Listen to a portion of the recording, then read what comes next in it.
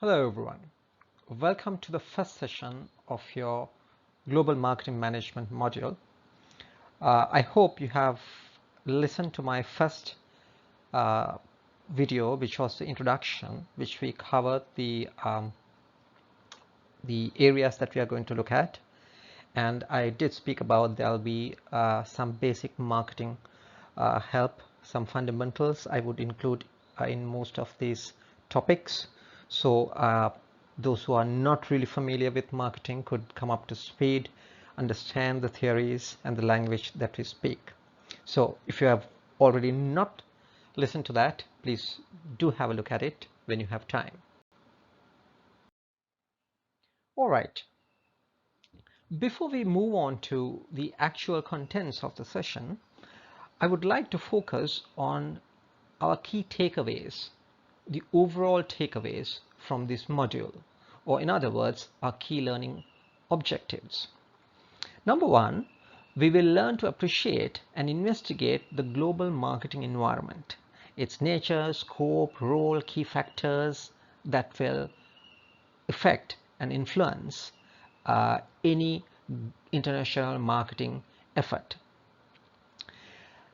Two, we will also look at the challenges, the issues, the opportunities, the practices that you will face as a marketing manager or an organization that is going international, approaching international markets, and to look at suitable strategies, evaluate strategic options to design a global or international marketing program.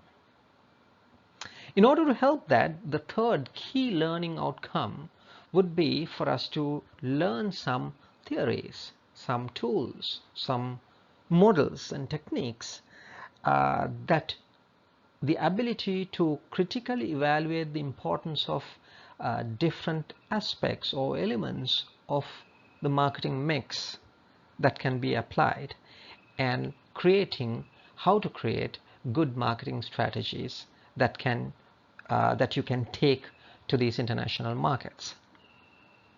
And after we learn this, the fourth focus would be for us to actually try to do an international marketing plan with a sound communications plan. So those are the four key objectives that we would be focusing on during this module. And also at the bottom of the screen, I have included the recommended reading, the book for you, the International Marketing 3rd edition. If you have time, if you can, please get a copy, get hold of one of these books and have a go at it. All right, to start off our session, I would like to bring in a quote from the Handbook of International Marketing Communications. Read this, please. The international or global marketing manager or analyst must understand and appreciate the differences inherent in different nations or different markets in order to choose, develop, and implement suitable marketing strategies that are culturally congruent and effective. So basically, what it means is that in order to develop a sound marketing program, a marketing communications program, a strategy, you need to be able to understand and evaluate the differences in different markets. It could be economic, it could be socio-cultural, it could be political, it could be regulations, legal. Any of these things can affect your marketing strategy. So as a global marketing manager or an international marketing manager in an organization, if you are focusing on going international, you need to be able to understand and appreciate these differences. So that is something that we are going to look at, how to understand and how to appreciate these differences.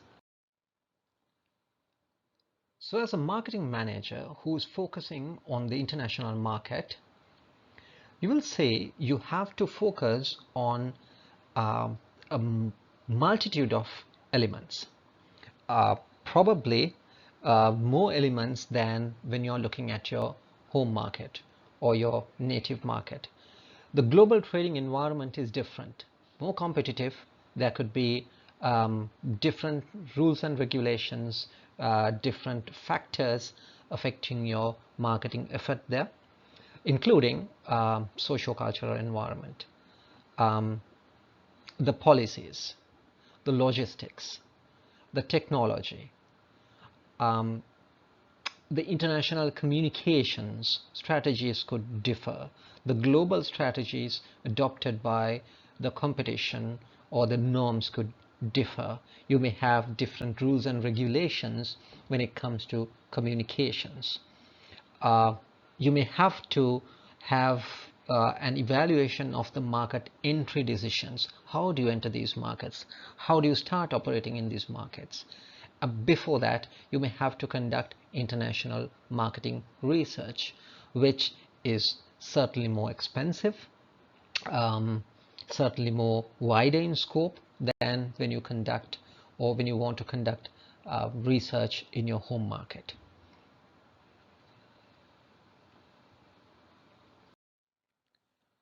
Let me give you some insights about the world economy. What are the new realities? What are the new changes? Capital movements or money markets have replaced the goods and services markets or the trade as the bigger force or the driving force of the world economy. The production also has become more efficient, become uncoupled from employment. Employment is seen quite steady or probably even declining in manufacturing, but yet the robots and the automated systems have taken over, have become much more efficient and less reliant on the human factor. But at the same time, the world economy is closely knitted together. If you look at most of the developed markets, you cannot just say, unlike in maybe 50, 60 years ago, like the US market or the Japanese market or the Russian market or the British market, it's very difficult to alienate any of these markets now, because all these world economies or beg your pardon, these individual economies have links with each other, is very closely knitted through stock exchanges or money markets, the bond markets. All these have basically created one huge world economy. Let me give you an example. The world trade, the total value of the world trade is roughly around $10 trillion per year.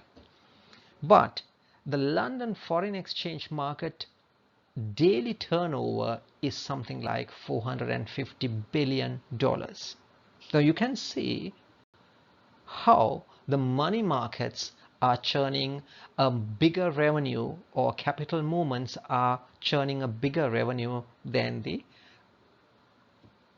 trade in goods and services.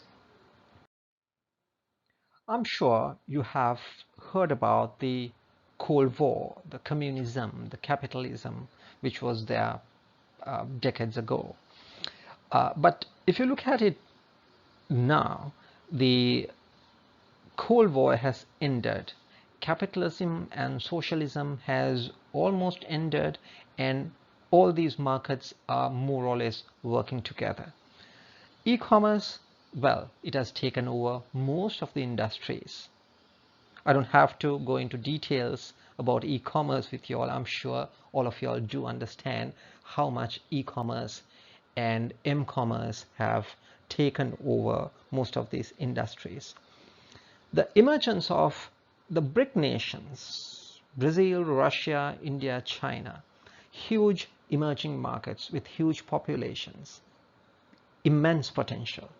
Emergence of the Arab Spring nations, the countries that we call the Arab Spring nations, which started the revolution in the spring of 2011, which changed the dynamics of their economic markets.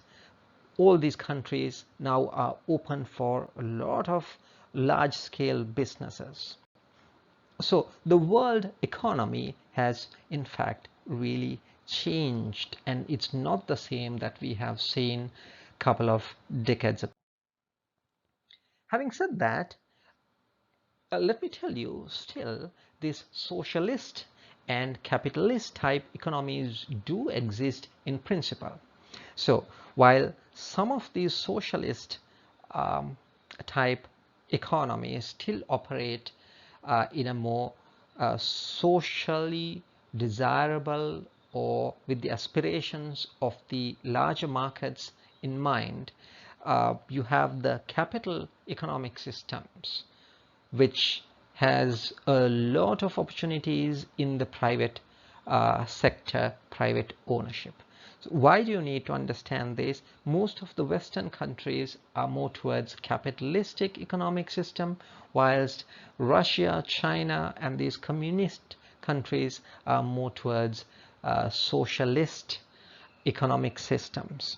The reason that you should understand a little bit about this is the working mechanisms, the dynamics are a little bit different to each other. So therefore, when you go international, when you evaluate an international market, you need to take these points into consideration.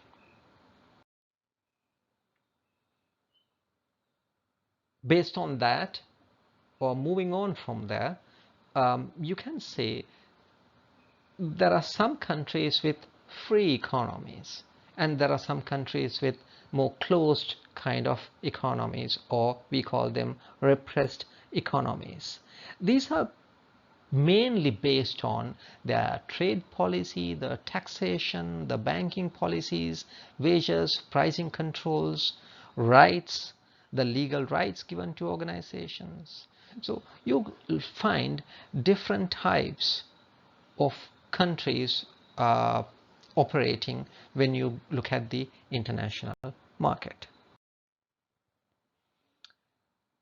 Another key factor that you need to understand in these markets when you go international is that where are they in terms of development? World Bank has defined 4 different categories or classes of development simply based on the per capita gross national income. So they have a classification from low income countries to high income countries. For an example, an upper middle income country will have between $3,700 to $11,500 per capita gross national income.